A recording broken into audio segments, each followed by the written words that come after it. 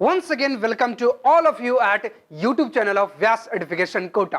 आज के सेशन में डिस्कस करने जा रहे हैं केमिकल काइनेटिक्स के जो क्वेश्चंस पूछे गए हैं जनवरी और सितंबर अटेम्प्ट में। So see the solution of this question क्या कहता है, तो हमने यहां से हाफ लाइफ जो गिवन है दैट इज 6.93 इयर्स, ये ध्यान में रखना है, ठीक है। एंड ऑल न्यूक्लियर एक्सप्लोजन, जितने भी न्यूक्लियर एक्सप्लोजन होंगे, रेडियो एक्टिविटी होंगे, these are the first order. तो all nuclear explosion follow first order kinetics, right, first order kinetics. अच्छा है, ओके। सो T1/2 जो होगा half life, we can write like this 0.693 upon lambda, and we have to calculate the value of lambda, right. तो half life कितना है 6.93, यहां से lambda calculate कर सकते हैं, जरूर कर सकते हैं। लैम्डा की वैल्यू 0.693 अपॉन 6.93, ओके। तो यहाँ 10 स्क्वायर और नीचे चला जाएगा 10 क्यूब होगा, and once you solve will get 10⁻⁻1, ये वैल्यू आ रही है ना, लैम्डा की वैल्यू, ठीक है। अच्छा है। नाउ वी ऑल नो कि फॉलो फर्स्ट ऑर्डर, तो क्या करना है, यहां से टाइम निकालना है कि 90% रिड्यूस हो जाना चाहिए। तो डायरेक्टली पुट कर दे T is equal to 1/K 2.303 log के टर्म में अगर लिखेंगे तो, अगर ln के टर्म में लिखते हैं तो 2.303 से मल्टीप्लाई नहीं करने की जरूरत है, राइट, n0/80, दैट्स गुड। तो 2.303 अपॉन 10 K की वैल्यू, या we can write this is the lambda, ठीक है। लैम्डा की वैल्यू कितनी है 10⁻⁻1, so 10⁻⁻1 log a0, and 80 is nothing but 80 जो 90% अगर रिड्यूस हो गया तो बचेगा कितना 0, ठीक है।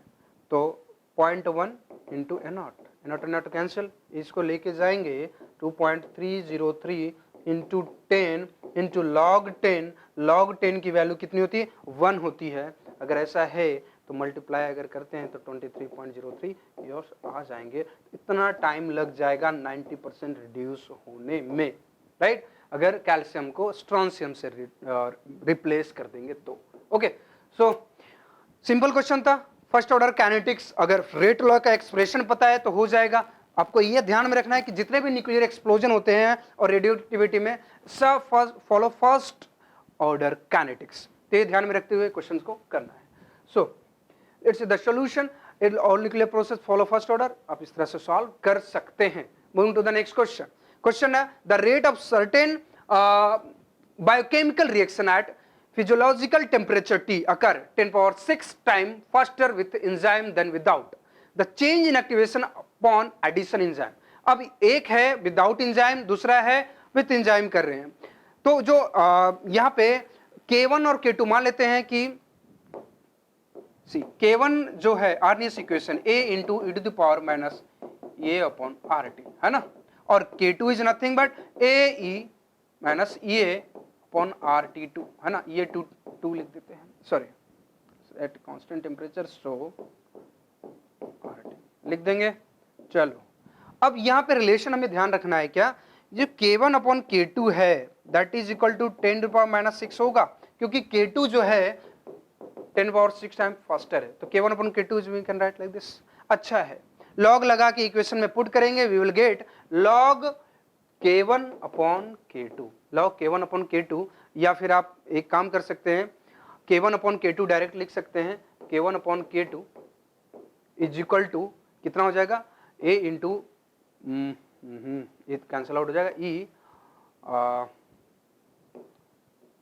A2 minus A1 upon RT। Okay, the change in activation energy हमें निकालनी है, क्या सॉल्व कर सकते हैं। K1/K2 जो होगा 10⁻⁻6 is equal to E to the power minus delta E लिख सकते हैं, delta E upon RT, and where delta E is equal to A2 activation energy second condition में, फर्स्ट कंडीशन में लिख सकते हैं। अब लॉग लगा लो, log 10⁻⁻6 is equal to log, इसको करेंगे तो डेल्टा ई अपॉन RT आ जाएगा, सॉरी अगर लॉग है तो 2.303 भूलना नहीं है ना, ठीक है। अच्छा है, क्या करना है, जस्ट मल्टीप्लाई, यहां पे डेल्टा ई की जो वैल्यू है -6 इंटू 2.303 RT आ जाएगा। तो इस तरह से आप सॉल्व कर सकते हैं इस तरह के क्वेश्चन को। हमें चाहिए था चेंज इन एक्टिवेशन एनर्जी, हमने निकाल लिया। पहला कंडीशन, दूसरा कंडीशन, जस्ट लॉग लगाया। आर्नियस इक्वेशन को अगर ध्यान में रखेंगे तो ये क्वेश्चंस हो जाएंगे। This question from 8 Jan shift 1। आप इस तरह से सॉल्यूशन को देख सकते हैं, तसल्ली से देखें। Moving to the next question. Question है consider the following plots of rate constant versus 1/T। Again this question from जो कोलिजन थ्योरी है आर्नियस की, वहां से आया है। Temperature dependence four different reaction, अलग अलग रिएक्शन के लिए प्लॉट किया गया है। Which of the following order is correct for the activation energy of this reaction. Rate constant और 1/T के बीच में ग्राफ हो जाए। अब सोचिएगा कि स्लोप किसका ज्यादा है ना, जिसका स्लोप ज्यादा होगा उसकी एक्टिवेशन एनर्जी ज्यादा होगी। तो या K की वैल्यू की होती है, K की वैल्यू अगर देखा जाए तो होती है A इंटू e⁻⁻⁸ अभी लास्ट के क्वेश्चन में ये किया था, है ना। This is the Arrhenius theory के अकॉर्डिंग जो आता है, आर्नियस की थ्योरी के according K is equal to A into where A is Arrhenius constant, E is equal to activation energy, R we know and temperature हम जानते हैं। तो लॉग लगा दें, लॉग लगा दो। लॉग अगर लगाएंगे तो क्या मिलेगा, लॉग A माइनस E/RT, यही मिलने जा रहा है। हाँ ठीक है। और अगर this is a y axis पे रखा गया लॉग को, और 1/T पे किसको रखा गया, x, ठीक है, 1/T। तो y is equal to we can write c minus mx, है ना। अच्छा, स्लोप तो कुछ ऐसा ही होगा, तो सब ठीक है, स्लोप नेगेटिव है। अब जिसकी m ज्यादा उसकी एक्टिवेशन एनर्जी ज्यादा, है ना, यही होगा, क्योंकि r तो कांस्टेंट है। स्लोप किसका ज्यादा है, c का। ग्राफ देख किससे पता चल सकता है, देन a का, स्लोप का c, then a, then we can write d and then b। तो एक्टिवेशन एनर्जी c का, देन a का, देन d का, देन b का। किस ऑप्शन में है, c सबसे ज्यादा, किसी में तो है ही नहीं, तो B option correct, right. This question from 8 Jan shift 2 से एक क्वेश्चन था।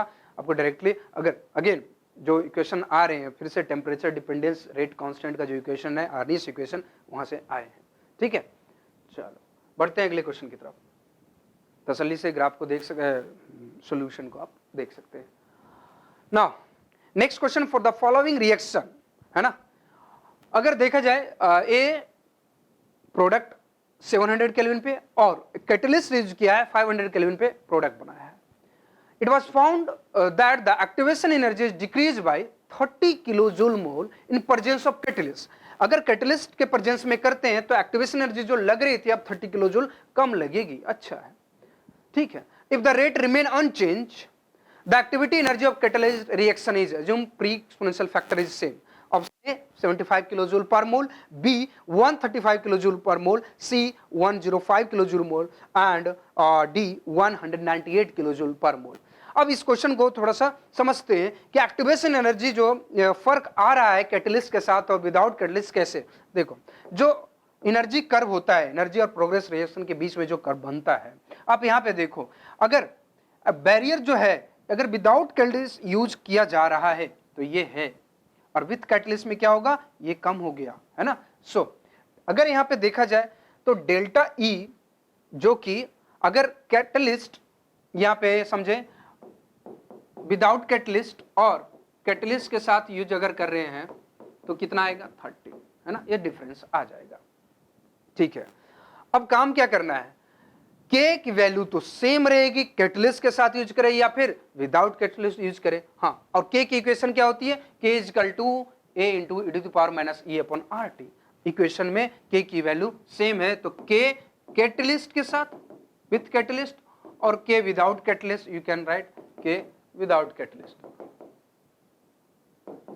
आप यूज कर लो, कोई फर्क आएगा, आई डोंट थिंक सो। अब इसमें करना क्या है, जब ऐसा यूज कर लिया इक्वेशन को पुट करना है।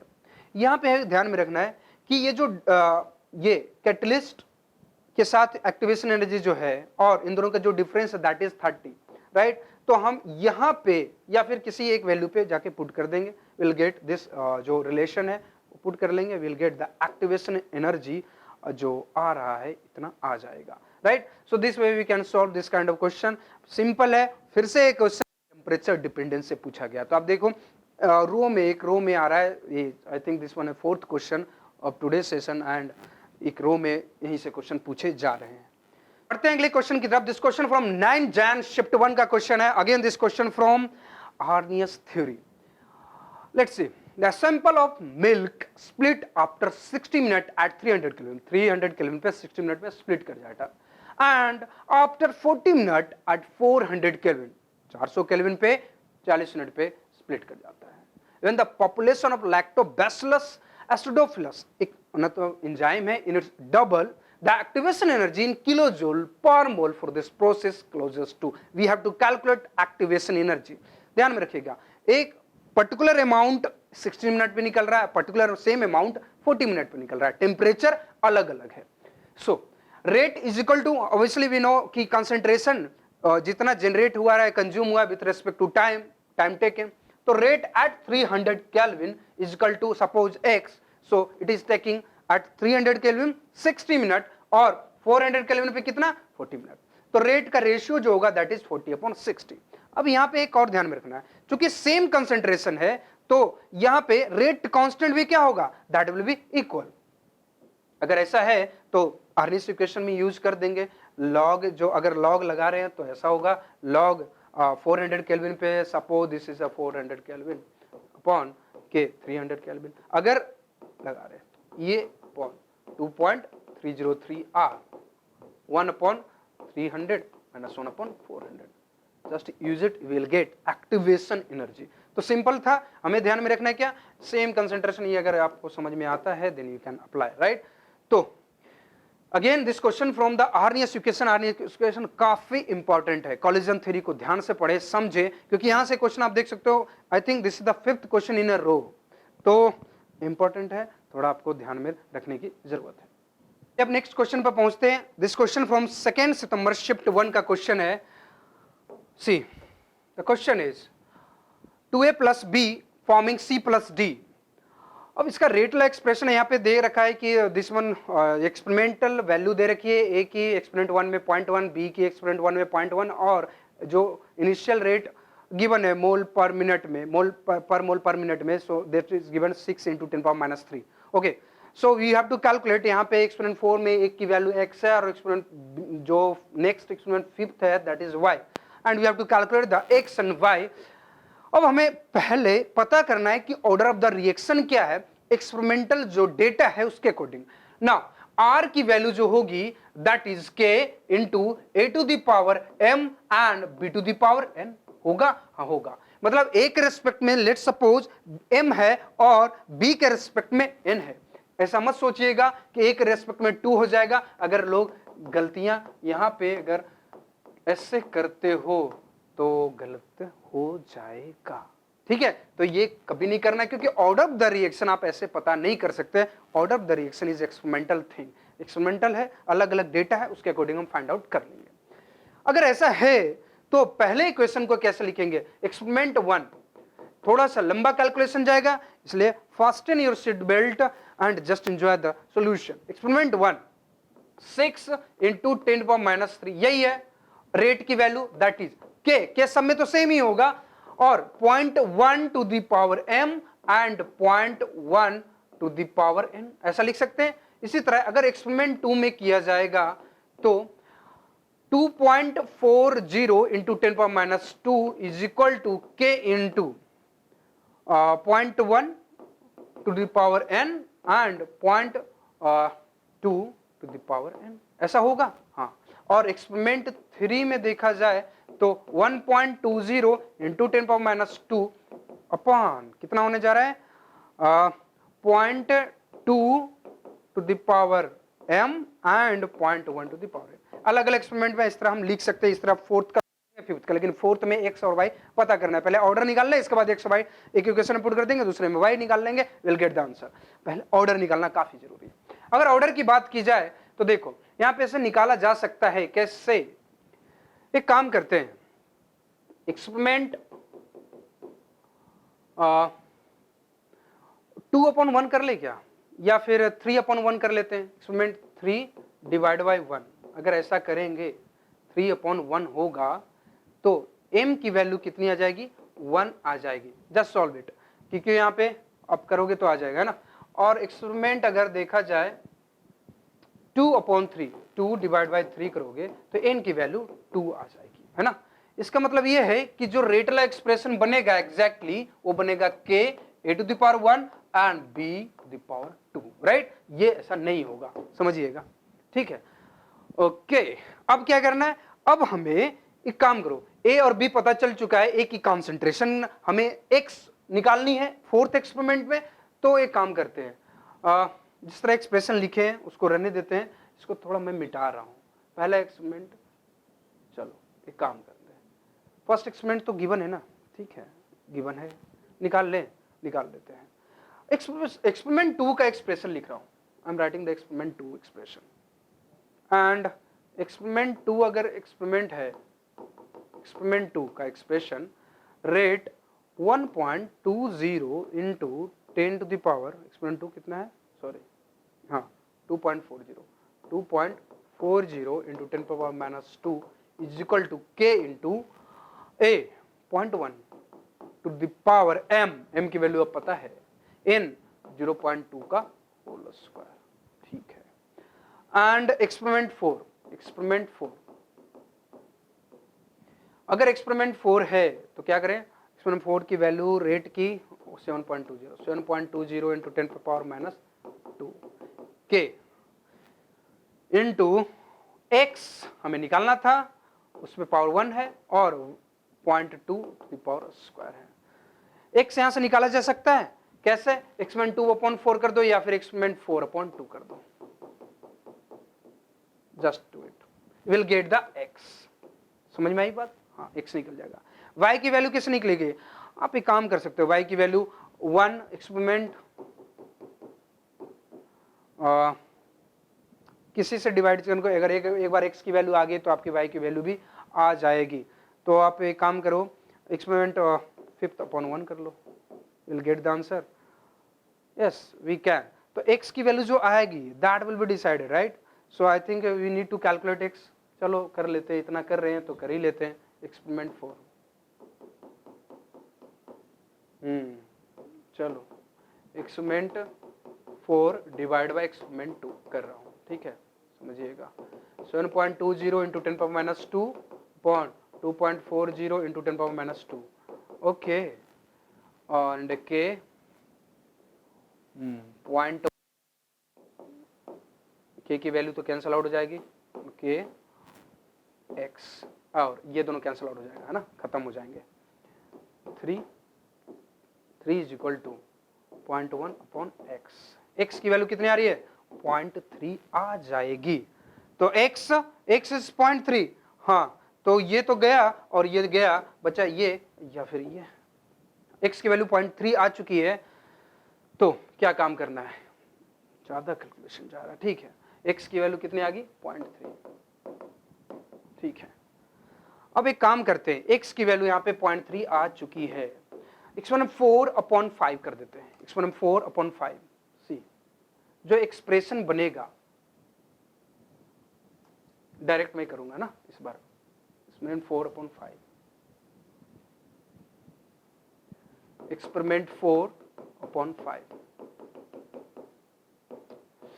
4 की वैल्यू कितनी आ गई थी, rate 7.20 into 10 power -2, okay, rate, और इसकी रेट है 2.88 into 10 power -1 is equal to, के तो कैंसल आउट हो जाएगा, लिखने की जरूरत है क्या, नहीं। ए की वैल्यू आ चुकी थी, एक्स इस केस में यहाँ पे ए 0.3 पे पावर 1 और 0.2 का स्क्वायर, ठीक है, कोई दिक्कत नहीं, 0.2 का स्क्वायर अपॉन 0.3 और y स्क्वायर। यहां से कैलकुलेशन करोगे, यहां से y की वैल्यू मिल जाएगी, जो कि वैल्यू होगी 0.4 के बराबर, right. So first option will be correct. Calculation थोड़ा लंबा है, लेकिन इसके जो क्वेश्चंस हैं बहुत ही ऐसा नहीं कि आप इसको मिस कर देना, इजी क्वेश्चन है, डेटा भी इस तरह से गिवन है कि आप इजी तरीके से आंसर को हिट कर सकते हैं। ओके, चलो अब सॉल्यूशन की तरफ देख लेते हैं। आप यहाँ से देख सकते हो सोल्यूशन x की वैल्यू 0.3 और y की वैल्यू 0.4 आ रही है। Moving to the next question, it is true that second order reaction is always multi step, बिल्कुल गलत। Zero order reaction is single step reaction, A first order reaction is always single step, fourth A zero order reaction is multi step reaction. तो आप rate law expression अगर लिखो आप आपसे बिल्कुल ditto clear हो जाएगा, क्योंकि zero order reaction single step नहीं हो सकते हैं, है ना, it will be multi step. अगर जीरो पुट करोगे तो कहां से हो पाएगा जीरो, क्योंकि एलिमेंट्री रिएक्शन में जो ऑर्डर होता है वही मॉलिक्यूलरिटी होती है, राइट। सो ये कॉन्सेप्ट लगाओगे आपको चमक जाएगा, right. So now next question है, if 75% of the first order reaction was completed in 90 minute, अच्छा 75% रिएक्शन कंप्लीट हो चुके हैं 90 मिनट में, 60% of the reaction would be, अगर फर्स्ट ऑर्डर है तो 2 हाफ लाइफ पीरियड होगा, अच्छा हाँ ये तो पता है। तो अगर t 0.75 मतलब 75% रिएक्शन कंप्लीट हो रहा है, तो 2 times half life 2 into ln2 upon k, that will given I think 90 minute. तो यहां से k की वैल्यू निकल जाएगी, that is ln2 upon 45। Log के टर्म में लिखना चाहते हो आप लॉग लिख दो, कोई दिक्कत नहीं है। And we know if it is first order, तो rate law integrated rate law expression अगर आपको पता है तो k की वैल्यू कितनी होती है 1 अपॉन t, या फिर t की वैल्यू लिख लो 1 अपॉन k ln अपॉन 80, इस तरह से आप लिख सकते हैं। We can do and will get the value, यहाँ से t से निकाल लो और t की वैल्यू पुट कर दो, will get the answer 60 minute will the correct answer. तो इंटीग्रेटेड फर्स्ट लॉ से ये क्वेश्चंस था। अगेन दिस क्वेश्चन, ठीक है। Next question, the rate constant k of reaction is measure at a different temperature, अलग अलग टेम्परेचर पे calculate किया जाता है, किया गया है, and data are plotted in the given figure. The activation energy of the reaction in kilojoule per mole, activation energy you have to calculate, rate constant k ln k और temperature के बीच में एक कर्व है। We know the equation, equation क्या है, k is equal to a into e to the power minus e upon rt, कितना easy equation है, और इसमें लॉग लगा दें या फिर ln दे रखा है तो ln लगा दें, विल गेट स्लोप जो आएगा that is e minus r। कैसे समझिएगा, k की वैल्यू क्या होती है, k की वैल्यू होती है a into E to the power minus e upon r t, है ना। अगर ln k लगा दिया जाए, what will get ln a minus e a upon r t, isn't it? And they are asking the slope, so this is the slope, क्योंकि 1 upon t और ln के बीच में ग्राफ ड्रॉ किया गया है, so it will be minus c minus mx, right? Straight line with negative slope and slope will be minus E upon R. Just put in the formula and we have to calculate the EA value. कैसे निकाल सकते हैं slope, slope तो निकाल सकते हो y upon delta x करके निकाल देंगे, we'll get the value. Okay, so this way we can solve, and जो आंसर लिखना है r के टर्म में लिखना है तो और भी इजी हो जाएगा, राइट। चलो बढ़ते हैं। so this way we can solve this kind of question, है ना। y upon delta x, यहाँ पे देखो 0 से y तो 10 और यहाँ पे चेंज हुआ है कितना, slope will be minus 10 upon 5, यहाँ से कैंसिल आउट हो जाएगा, ये अपॉन 2r। अगेन एक क्वेश्चन इस टाइप का क्वेश्चन आ चुका है, अभी हमने देखा था कुछ देर पहले। Consider the following reaction, A P1 B से P2, मतलब अलग अलग प्रोडक्ट, ए रिएक्टेंट है तो प्रोडक्ट P1 है, बी रिएक्टेंट है तो P2 प्रोडक्ट है, सी रिएक्टेंट है तो P3 प्रोडक्ट है, एंड डी रिएक्टेंट है तो P4 है।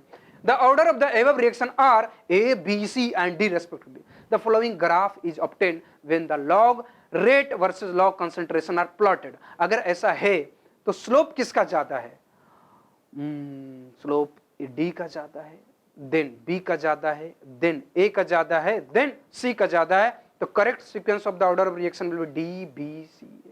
तो आपको क्या करना, रेट लॉ जो एक्सप्रेशन है, रेट लॉ एक्सप्रेशन क्या कहता है, rate law expression k into A to the power something, right. And मान लेते हैं x है, y है, z है, आप इस तरह से देख के फॉलोइंग निकाल सकते हैं, राइट। चलो तो D B A C will be the correct. Okay, moving to the next question, the rate of reaction decreases by 3.55 times when the temperature is change from 40 degree celsius to 30 degree celsius. The activation energy of the reaction is, okay, so again this equation from the RES equation अब apply कर दें, ln k T2 temperature पे और T1 temperature पे, ये activation energy upon 1/r 1/T1 minus 1/T2 कैसे, K equal to A into e to the power minus E upon RT में क्या करें, लॉग वाला इक्वेशन लगा दे या फिर ln वाला लगा दे। लॉग लगाएंगे तो यहाँ पे 2.303 आ जाएगा एंड T1 दे रखा है एक 30 डिग्री सेल्सियस और 40 डिग्री सेल्सियस, उसको चेंज तो करना पड़ेगा केल्विन में, तो चेंज तो ठीक है जो भी आएगा 1303 केल्विन 273 को ऐड कर दे तो आ जाएगा T1 and T2 and will get the EA value, activation energy की वैल्यू आ जाएगी। Okay, so now I think this session is complete and we have finished all the questions from the chemical kinetics. Okay, so करना क्या है आपको portion में अर्नियस जो theory है, जो एक्टिवेशन एनर्जी है वाले कॉन्सेप्ट को हमें ध्यान में रखना है, और न्यूक्लियर केमिस्ट्री में जो आए थे फर्स्ट ऑर्डर काइनेटिक्स के क्वेश्चन उसको भी हमें ध्यान में रखना है। ओके, सो आपको पता चल चुका है एनालिसिस में कहां से क्वेश्चन आ रहे हैं और केमिकल काइनेटिक्स के क्वेश्चन ऐसे भी इजी होते हैं। तो चलिए मिलते हैं नेक्स्ट वीडियो में, और लाइक करें, शेयर करें, सब्सक्राइब करें। Thank you, bye bye.